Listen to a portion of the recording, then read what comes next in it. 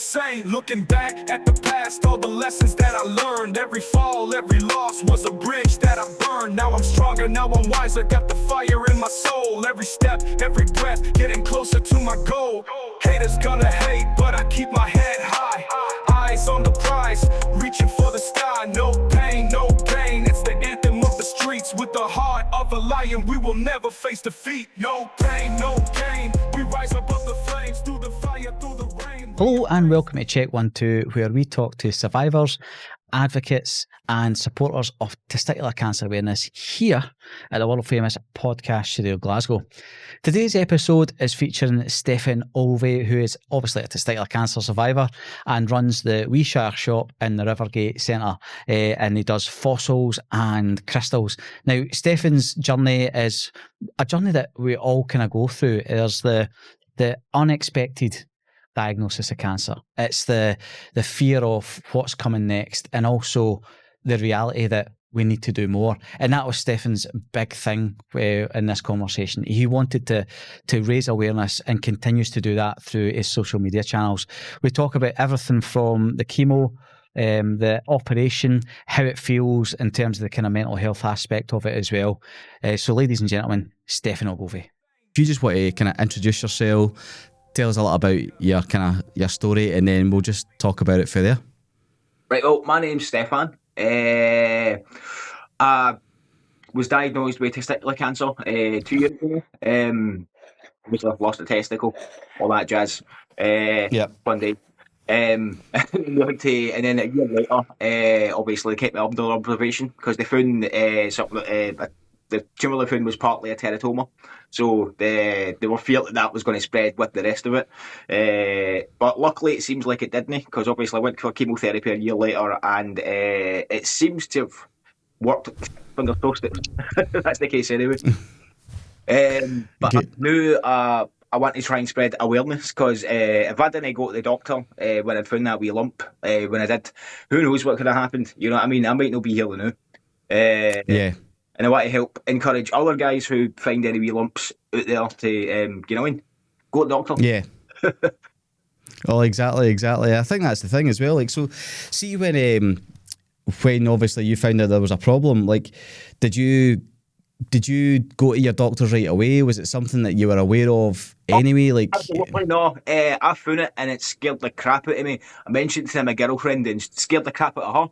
So she basically booted me out the door. You know what I mean? It was. So you want? You're tell your missus. You're basically just go. But situations where it was just really quick. I was really happy about how quick it was as well, because when you go to the doctor, you're like, oh no, what if they don't take it seriously and stuff like that? But they did. They took it super seriously. I mean, they didn't even know if it was cancer at first, but they were like, right, Stefan, we're getting you a scan. It's going to be the next day. Let's go get this done. And then the scan they realised it looks a bit weird. And that's when they were like, right, well, we're going to have to go straight ahead and just remove the testicle. Right. Yeah, I mean, because at that point they don't know if it is or isn't, so they just need to go ahead and do it just in case it is. Aye. Which is terrifying in itself, isn't it? Aye. And obviously did the biopsy after that to find out what it is, and they gave the bad news. Aye. What was that like for you, getting told like that you genuinely had like cancer, like, because we all talk about the dreaded C word, and it's like it is a big deal when you get. It's scary. Obviously at the time they couldn't detect it anywhere else in my body, so they were hoping that they just got it in time. But obviously that's why they kept me under observation. I had to go keep them for scans every 3 months, and then after like 6 months it was like every 6 months. But luckily after that year, like, that's when they've done it again, because I went for another scan. Aye, and you're like, oh, damn it.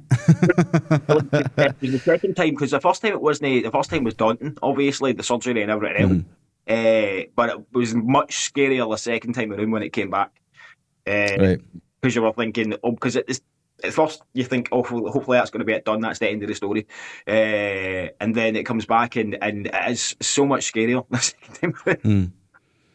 I think because as well, like, obviously, like, I've not been in the position to have it come back, but like, when I can imagine that, like, you're just like, oh no, that's like, how's it come back? How's this happened? Do you know what I mean? Yeah, exactly. You think, is there something you've done? But obviously, it's just timing. Like, didn't quite catch it quite in time to stop it from getting anywhere else.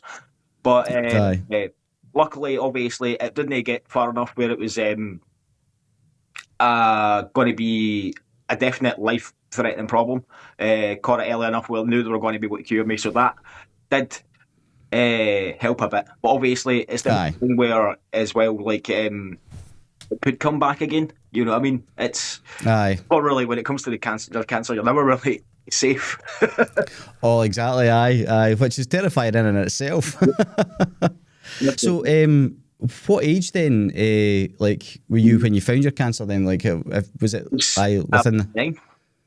Yeah. 29. 29. So, and that seems to be like the kind of, like, you see that kind of late 20s, early 30s. It seems to be the kind of bang on number for all the guests that we kind of have. It's like you obviously get the kind of younger ones as well, but it's one of these weird things as well, because like in your kind of late 20s, you're pretty much in the prime of your life as well, and you kind of feel like that. You feel kind of a wee bit unstoppable, and then boom, you're hit with this cancer diagnosis, eh? No, when I got diagnosed, I was at my fittest I'd ever been, really. And it still didn't stop it. I said that as well, honestly, man. I was like, I always say that when I do talks and stuff. I was the fittest I was. I wasn't like the Ricky Gervais impersonator you see in For You the Day. Do you know what I mean? I was actually pretty fit. So I suppose it's like, see when you found it, what was your initial thoughts around, like, just even like being told that you had testicular cancer? Was like, were you one of these folk who Googled everything, or did you just fly by the seat of your pants and let the kind of the doctors and that do for you? I mean, a bit of both. There was moments where I was Googling things, but then I realised that just makes you crazier. So Aye. you're better just listening to the doctors and taking it for them, just trying to stay calm about the whole situation. Because Google does. Aye. I think that's the thing. It's like I was silly enough to what do you call it? Look up what like the orchidectomy was before the night before my surgery. That I shouldn't have done that. No, just let me be surprised for the next day. Aye. It's like, because it's funny because you know that you're losing a testicle, but it's when you kind of, when I looked into it, and I was like, oh God, and I was like basically in the fetal position, going, nah, I'm done. Yeah, the incision in the waist, and that's not very. It doesn't sound very nice at all. No. It's easy enough. Yeah, I mean, the healing up after it's a bit bad, but the surgery is nothing. You know what I mean? Aye. And what was your, like, see, you're saying it was quick, but what was your diagnostic process like? You know, was it when you went in to see the GP, the doctor, were they kind of pretty like quick in getting you up for a scan? And then, you know, what was that process like for you? I mean, go in, you see them, they have to have a look, obviously, and the wee feel, which you have to get by. That happens. But then they decide they need to go for the scan because obviously it doesn't feel right. So went for the scan, and then you go up to the scan place and they scan it, and then obviously send it back to the doctor. Doctor has a look, and that's when they told me that things weren't looking quite right. It was more of a harder mass than they would have hoped for. So that's why they want to get it removed so they can do a biopsy on the testicle and find out exactly what it is. And the whole thing, obviously, it was scary and daunting. Like, it was just a lot to process at the time. Yeah. Yep. And I suppose that's the thing. It's like that everybody talks about testicular cancer, like, and it's all the very positive stats. It's the, you know, it's 95% curable if caught early. It's you know, I was told that if you're getting a cancer, it's the best one to get. And I'm like, I'm still getting cancer. It can't be that. It can't be that good. You know what I mean? Yep. Aye. At the end of the day, it's still a scary thing, and not everybody survives it. Yeah, I mean, there is people out there who still die of testicular cancer because they didn't catch it early enough. And I've started saying that, mate. Like, honestly, like, see, like, we can talk about the 95, but it's the 5%, that is forgotten about. 5%. You're absolutely right. And that's why I want to push this, because there is still people out there who could be saved as long as they go to the doctor early enough. And most of the time, it's usually due to embarrassment or something like that. You don't want to go have the doctors have a feel of your testicles. But at the end of the day, is dodging somebody feeling your testicles for 5 minutes worth your life? Yeah, aye, exactly. It's like, I'd even let my pal do it if it was going to save my life. Well, I mean, just get it done with. Yeah, but like, and kind of going back to that, like obviously the kind of the emotional side of it and the mental game that it causes.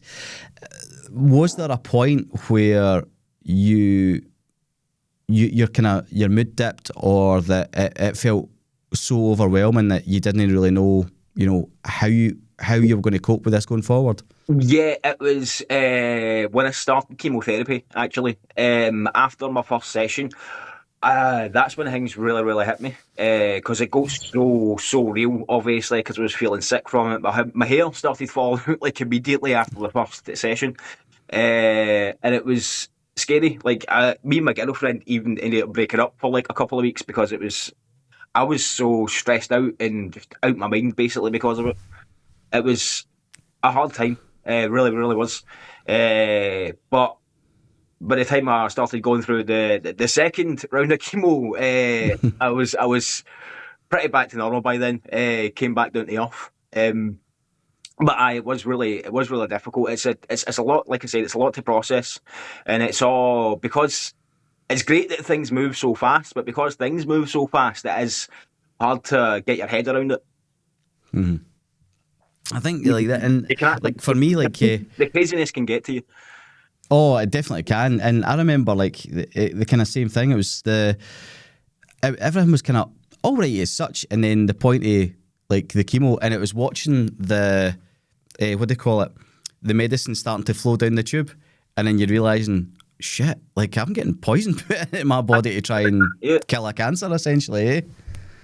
It's really, really fucking. Oh, sorry. It's really just. No, you're all right. It's horrible. It's the worst thing to experience, honestly. Like it was worse than the cancer itself, the treatment, because obviously I didn't get to experience later stages of cancer. I'm sure that is absolutely terrible, but I didn't really have any symptoms from my cancer. It was just the doctor telling me something was wrong. When the only thing was a lump, and then you have to go through all that, and it's psychologically traumatizing. It really is. Mm-hmm. And it's one of the biggest things that is missed, like after it as well. So how did you approach then, like, see, like obviously you told your girlfriend and things like that, how did you approach like doing it with everybody else? Like, was it something you were quite open with, like, and able to kind of like talk to your friends and family about it? At first, I felt dead awkward about it, obviously. Most men will. It's you lose a testicle. It's not something you want to start shouting after the rooftops. Look at me, I've only got one ball. That's how I make a living now, mate. But it was something that I was a bit hesitant to talk about at first. But see, as soon as I had to go through chemotherapy, and I went through all that, I really didn't care anymore. You know what I mean? I just wanted to help other people at that point. I was like, oh my God, this is horrible. If somebody else just needs to go for a surgery and they can save themselves the chemo by catching it soon enough, then good. Let's get that out there so we can save some people the hassle. Aye, oh totally.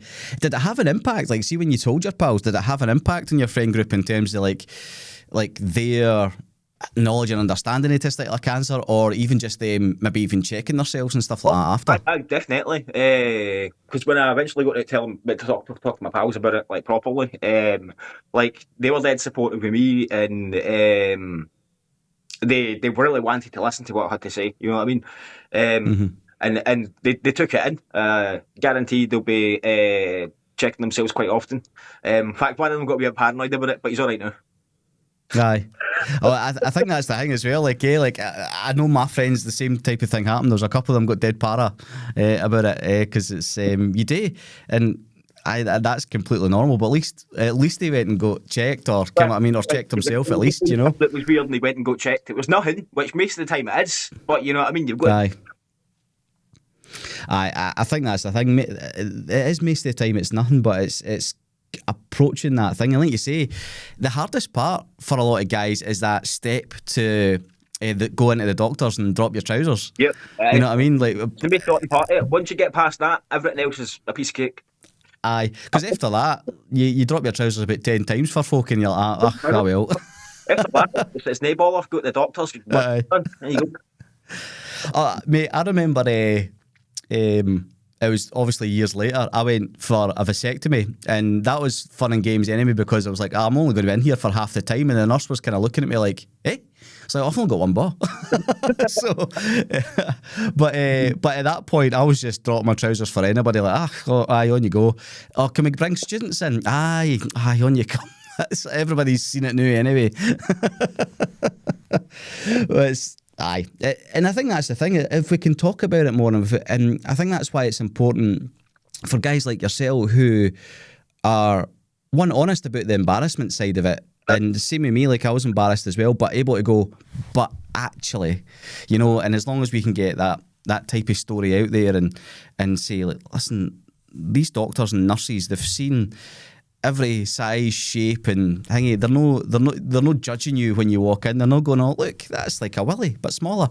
You know, do you know what I mean? Like, they're not doing stuff like that. They're just going, hey, we need to get you healthy because there's something trying to kill you. Yeah, exactly. You know what I mean? At the end of the day, it's all, when it comes to the doctors, they don't care about what you look like. It's all about your health. Simple as that. Exactly.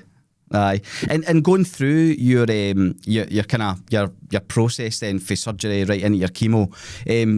You went. Did you get treated at the Beatson? Yeah. Yes.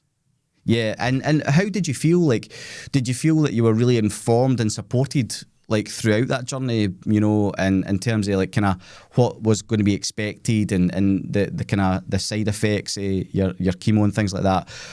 Did you feel that, you know, that they kind of had you? No, definitely. Aye. The Beatson are super supportive. It's the best hospital I've ever been in. I've not been in many hospitals, but they are fantastic. Honestly, everybody's super supportive. All the volunteers up there as well, absolutely fantastic. Everybody's just full of smiles all the time, and it does help. It really does. And they're very informative about your cancer. You know what I mean? You've got any questions you need to ask, they've got the answers. And they're great at just comforting you. You know what I mean? Just making sure, like, you know, flying off the handle, doing stupid stuff. But aye, they're great like that. They really are. Aye, I think that's the thing. It's like you hear about folk, you know, being in hospital and having negative experience. I never, like, when I was in there, it was like, no. There was one or two things that you can go, oh, maybe that could have been, but actually, on a whole, aye, you know, like they really looked after your best interest, like, eh? They could maybe work on the mac and cheese, but apart from that, sorry. Aye, the hospital food, man, jeez. To be honest, that's nearly as much torture as the chemo. Oh no, aye. Volunteer kitchen, which is fantastic. So when they ever ends up in a Beatson, volunteer kitchen will save you. Fantastic. Aye, especially for a decent cup of coffee as well. Definitely, yep. Yeah. and see with your treatment, what can you remember what chemotherapy you got specifically? It was cisplantin and what was the other one?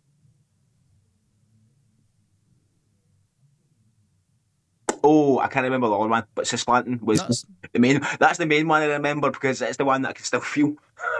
Right, aye. And obviously that one's got the. And for you, like you're saying, it was pretty much instant. Like your hair started falling out and stuff like that. Yeah, definitely. It was straight away, just in wee bits. So it's in wee bits at first, but then obviously you start, like, you run your hands through your hair and you go, holy crap, you've got a big clump of hair. I was like, right, where's the razor? I'm just shaving this off. Aye, so I did that, and then I didn't grow back at all. I was completely shiny headed for the next, like, 8 months after that. Oh really? Aye, did it take that long for you? Aye, because obviously I was in the chemo for like that would have been just 2 or 3 months. I was getting chemo basically, and then after that it takes like a good couple of months for your hair to even start growing again. Right. And that's what I was. Beard fell out. I was even got to the eyebrows, man. I looked like Fester for a bit. It's honestly, man, it's the Uncle Fester look at. I always said that I looked like it was one of the aliens for Doctor Who, the Sultarans, like that. I was like a tatty. But how did you feel like when you started kind of losing here? Or was it at that point you're like, God, this is really real? You know what I mean? Like super sunken. I'm not gonna lie. When I first seen the big clump of hair come up on, I was actually at work at my wee shop, and right. I had to phone my brother to come in and cover because I was breaking down. Honestly, I really was. I was breaking down in tears. Yeah. Can't run a shop when I'm crying, so. But it's a big deal, like when it happens though, eh? Like, but I was the same as you. Like when it first started going out, I was like, all right, I'm just gonna shave this off, and I remember like taking like a razor to it, and it wasn't even like the razor cut the hair. It almost just like sloshed it off because it was coming off anyway, and I got dead emotional because I'm like, oh, this is it. This is the cancer experience that you see from afar of like somebody getting chemotherapy and then they start losing their hair, and it was a bizarre experience, like, eh? It really was. Aye, I remember even this is too much information, but I remember even going to the toilet and it's like you pull your trousers down and there'd be like clumps of hair falling out, like for your, you know what I mean? You're like, wait a minute. It was bizarre, and I suppose as well, it's like a lot of kind of like the embarrassment and a lot of the kind of worry in and around like losing a testicle is about that masculinity. And how did you approach like your own like quote unquote masculinity like within like losing that testicle? Was it something that made you feel less than, like, because a couple of guys have said that, or were you just all right with it? At first, it did have that kind of feeling on me, like mentally. I did feel like a bit less of a man, but I started to realise, like, see, after everything I've been through, I mean, losing a testicle and going through chemotherapy, that does make me a man. You know what I mean? Yeah, I mean, pretty fucking hard one. Yeah, aye, exactly. It's once you go through, I think you start to realise it's no a big deal. And one testicle doesn't make you less of a man. If anything, like I mean, like through all the hardships you go through, fighting that sort of thing, it just makes you more of a man. Aye, I think I don't know if this happened for you, but I think it changes your perspective on a lot of stuff as well. I think like I think emotionally you become a little bit kind of more open. I think there's definitely that, like you just said, there's a realisation. It's like, well, no, actually, I've been through all this and kicked its arse. So, like, that's got to be okay. I'm definitely a lot more emotionally open. I want to just spread joy and happiness with the time I've managed to take straight back. You know what I mean? Yeah. And hopefully spread some awareness as well. Save some people some hassle. Aye. Oh, totally. And how easy was it then to like see, like, once you'd kind of like been through it, how easy was it for you to just click into the idea of awareness and spreading that awareness? Like, was it just that kind of instantaneous, like, no, I want to do more to promote this? I will see by the time I'd finished my fourth session. Honestly, like, because I had a really, really, really rough time out through the chemo. I was being sick constantly and stuff like that. It really hit my belly weird. The doctors were that scared that they scanned my brain in case it's spread there already. Right. But it hadn't, and they just settled it down to being like, it's just affecting your belly really, really badly. So I was just being sick quite a lot. It was horrible. So after I got through that horrible, horrible experience, I decided that it was just time to start telling people about it. It was, I mean, I feel like I'd went through that for a reason. Well, you can call it God or just the universe or whatever else. Something made me go through that to push me into this state of mind that I'm in now. And now I want to help. I want to help other people. Simple as that. Aye, and it's that type of thing we need in and around testicular cancer as well, like, because there is still that stigma and embarrassment. You still kind of come up against it so much. And kind of just going back to, like, obviously going through your treatment and you had those issues like with your stomach and all that type of thing. What was there anything that you found was really useful? Obviously, like, eating and all that, and must have been an absolute nightmare for you if you're feeling like that. So what was useful for you within that?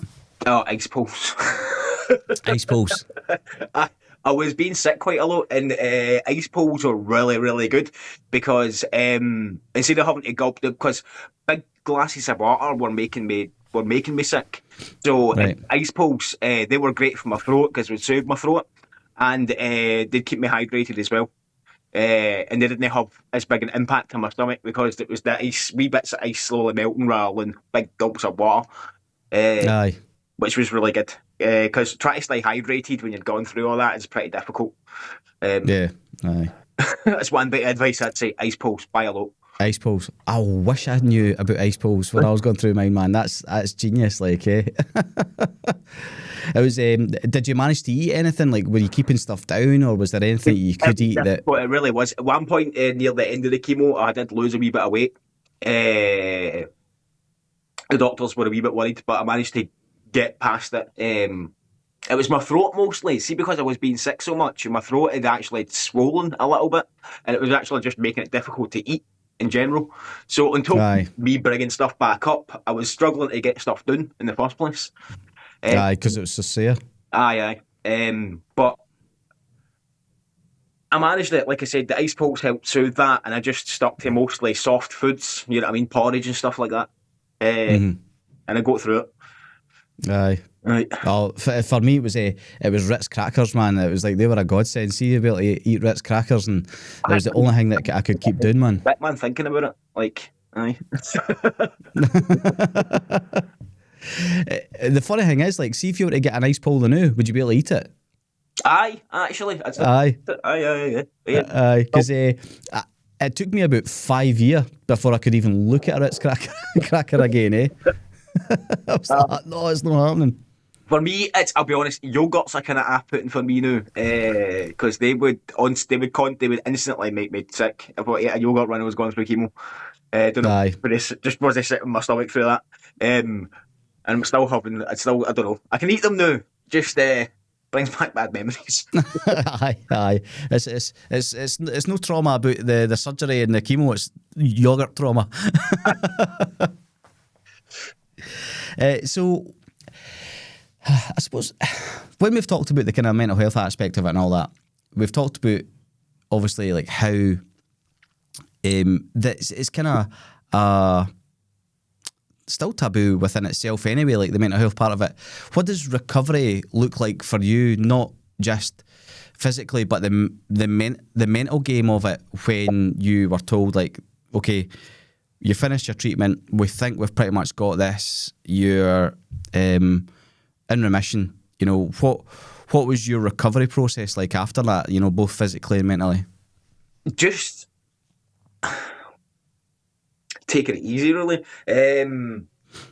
At first, it was just all about making sure I could connect with friends and family and all this stuff. I just wanted to, because obviously, like these are the people that would have suffered the most if they go right, and they're the people who wanted to reassure that I'm still here, I'm not going in.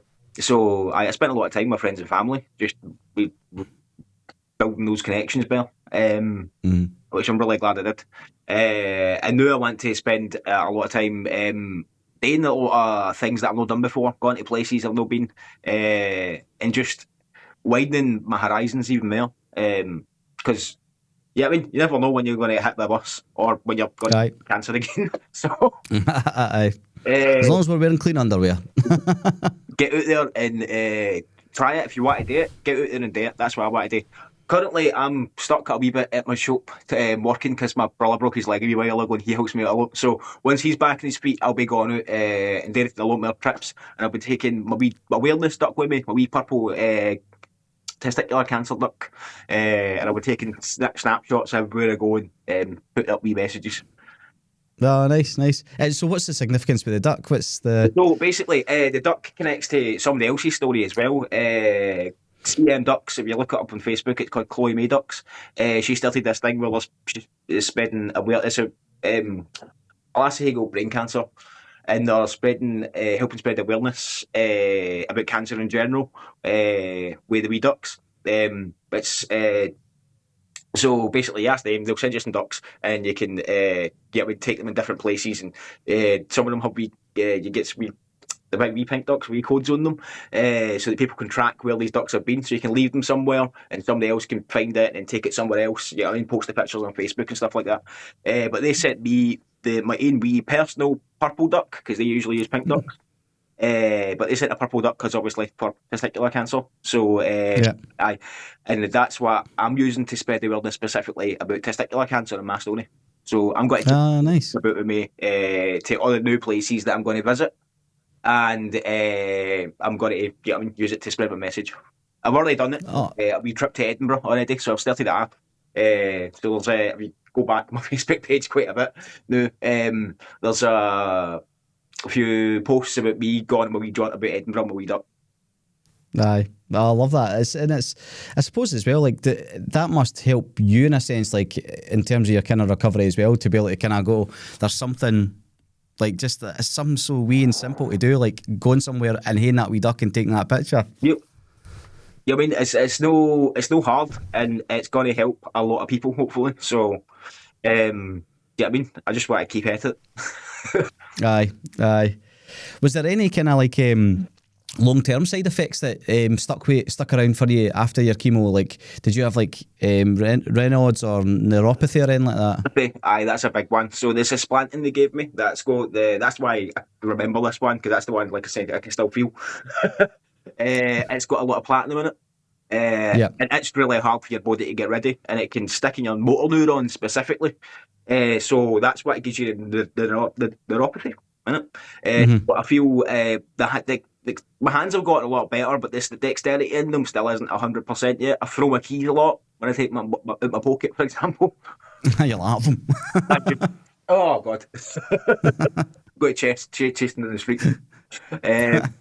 But and my feet still feel really tingly, like the bottom of my feet. It's like pins and needles almost, but not quite. And I've got tinnitus as well for the chemotherapy, which was it's just the most annoying part of it. I've got used to it now, but it's like constant static in my ear, both ears. Sorry. That was the big one that like I kind of came away with, was the tinnitus. Like I abused my ears when I was younger anyway, with gigs and all that type of thing, and listening to loud music on stuff like this, like far too loud. But my tinnitus got, and still is, really bad. Like I don't think I've had a minute's silence in 10 years. Do you know what I mean? I've not had a minute's silence since my second session of chemo. That's when I proper kicked meals. Aye. Is there anything that you do to kind of try and like kind of soothe your tinnitus, or is there stuff that you're looking into? It is one of the harder ones to deal with. Mostly, I've just gotten used to it. You know what I mean? It's just there in the background now, and it's just something I'm used to hearing. I find concentrating on a particular thing can help. Like, say if you're just watching the telly, you can forget about it. Yeah, I mean, it can disappear in the background. But apart from that, I've nothing a lot for me that actually helps. Is there anything that helps you? Well, I had I still use it. There's an app on Spotify that I use, and it's like, honestly, see my wife, like, see the first time that she heard me listening to this, and I fell asleep to it. It was that good, and it's basically like loads of like it's like a kind of low resonance static sound, which sounds weird because that's what you've got in your ear, but then it's loads of like clicks and beeps, and it kind of offsets the tinnitus.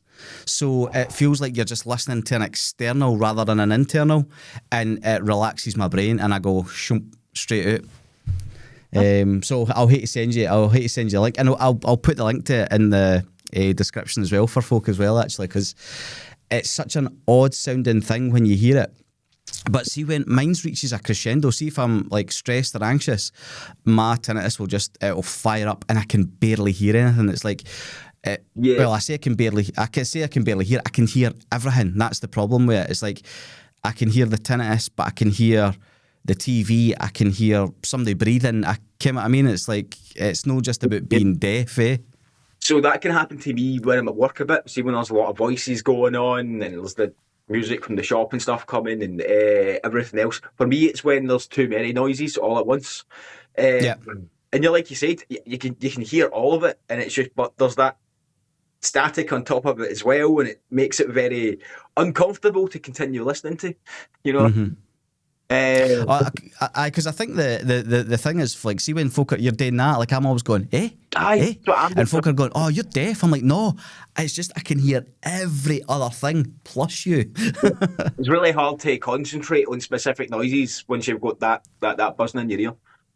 Aye, it's horrific. I spent my kind of like formative years like working in psychiatry. I worked nearly 20 years in mental health, and I remember there was one of my pals who was a student nurse at the time. I think it was through, it must have been Livingston because it was St John's, and they actually lost a patient who took her own life because her tinnitus was that bad that she couldn't cope with it and took her own life because of tinnitus. Do you know what I mean? And that's the kind of thing I always try to say to folk. It's like it's not a comfortable thing, and it's like I'm really lucky that mine's isn't that bad, but like it's bad enough. You know what I mean? It's like it's try to explain to folk. It's not just a wee ringing in your ear. Like I don't know if you ever get the pulsy one where it's like you can feel the blood whooshing in your ears. No, so much. It's mostly sometimes I get the weird. I don't know what it is. It's like the screeching. I don't know if you ever get that, like a screeching noise every now and again. Aye, it just suddenly builds. Aye, for me though, it tends to build in one ear and then it kind of moves along to the next ear and then it moves back again and it disappears. Aye. But it's quite... You find yourself trying to get away from it as well. Like you're pulling your head away from your own head, eh?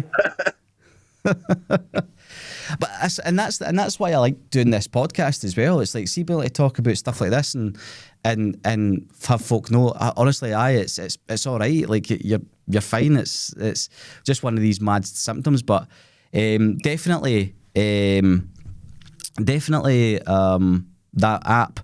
But weirdly as well, like so we're partnered as well with a CBD company called Happy Hemper. They're a Scottish CBD brand, and I started using the drops, and it was more for like kind of like sleep and anxiety. But actually, what I felt is that my tinnitus lessened. And I said that to Scott McDonald, who owns it. I was like, that's been the biggest benefit. Is actually like there's days where my tinnitus is less, and I think it's to do with CBD. I think it's because it attacks stuff at an inflammation level that's like a cellular inflammation level. Yeah. So when I was talking to, was it Dr. Mike, he was saying that, you know, it's a bit like it's to do with the nerve ending going into your ear, and that's why it is the way it is. It's almost like it's like a fibromyalgia type thing. It's not that, but it affects the same part and the same nervous system thing, and that's why like that CBD was helping me. It was to reduce that cellular inflammation, and it did have a big impact. Like, No, it sounds like something I might want to have a look into actually. Aye, and Scott and his wife Callie, who run it, they're awesome, and like. They make all their stuff. Their presentation of their stuff's absolutely beautiful as well. And I'm sure if you still go on, and I think if you put in Cahonas into the kind of refer code, you get like a discount as well. But it really did help, like alongside the app or the tune thing on Spotify as well. So aye. So during your kind of journey and stuff like that, like what were the kind of main things that kind of stood out for you, be it good, bad, anything in between? Was there anything that kind of stood out for you that stuck with you? Aye, so basically, like, a lot of people think, like, obviously, we talked about a lot about chemo and what it's like and stuff like that. Before I went through chemo, I didn't really know exactly what it was like and how horrible it was. A lot of people seem to think it's just like medicine, it makes you feel a wee bit sick, you hear a pause it. You know what I mean? And it's a fair bit worse than that. Yeah, I mean, your hair falls out, you feel sick, but you feel super, super sick. You know what I mean? Aye. Whole experience to go through. Yeah, I mean, it's not just a wee thing. And that's something else I'd like to get out of there. It's a horrible thing to go through. It really is. But at the end of the day, it's worth doing because it's going to save your life. And I'd happily do it. Yeah. Aye. Oh, I know. It's a funny thing, eh? Yep, it is. It's horrible. We've been sitting here talking about how horrible it is, but it's something I'm happy I'm happy it exists.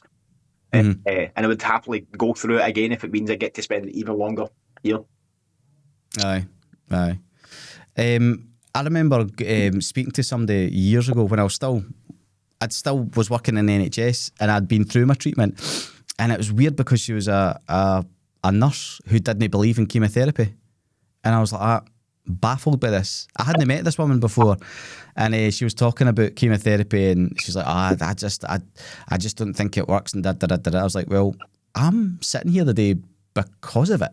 Like, I understand. It's like, I'm like, what do you think is going to take that cancer away? It's like, I just didn't understand. I know, no. And it's like, I sell crystals and fossils and stuff like that.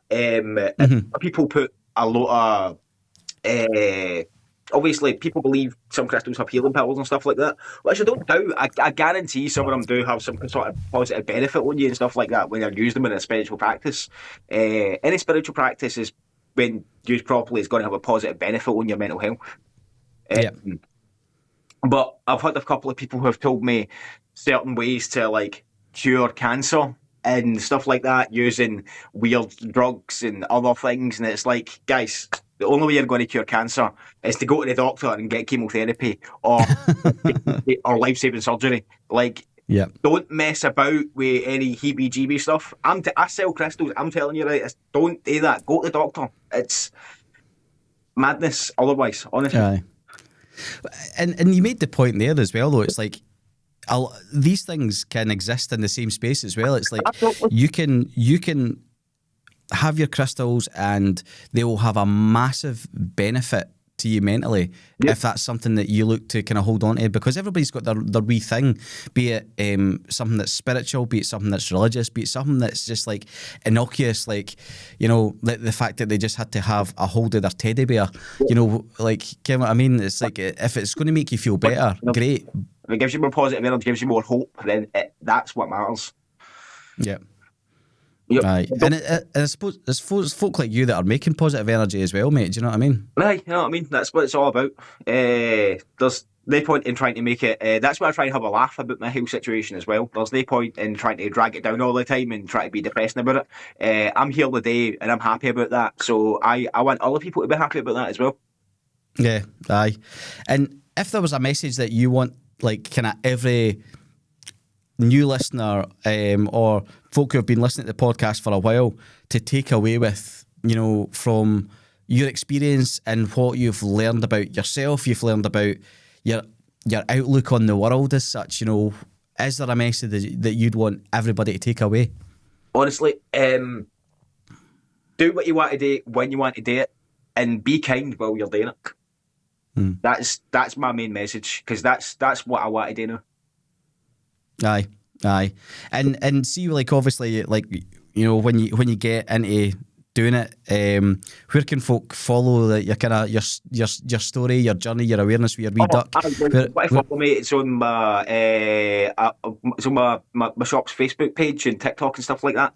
So it's called the Wee Shire Shop on Facebook, Instagram, and TikTok.